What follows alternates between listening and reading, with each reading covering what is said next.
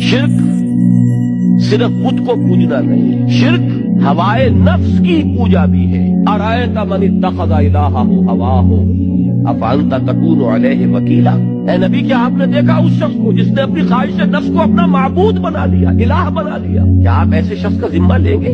اچھی طرح سمجھ لیجئے، مسلمان بھی مشرک ہوتا ہے۔ فرمایا تعس عبد الدینار و عبد الدرہم، حدیث کے الفاظ ہیں، ہلاک ہو گیا یا ہلاک ہو جائے درہم و دینار کا بندہ، نام عبد الرحمن ہے، حقیقتاً عبد الدینار ہے، پیسہ معبود ہے، پیسہ مطلوب ہے، پیسہ مقصود ہے، پیسہ محبوب ہے، حلال سے آئے، حرام سے آئے، جائز سے آئے، ناجائز سے آئے، فرق کیا ہے؟ اور دولت کا پجاری اگر مسلمان بن گیا، خواہش نفس کا پجاری اگر مسلمان بن گیا، یہ ذہن میں رکھیے۔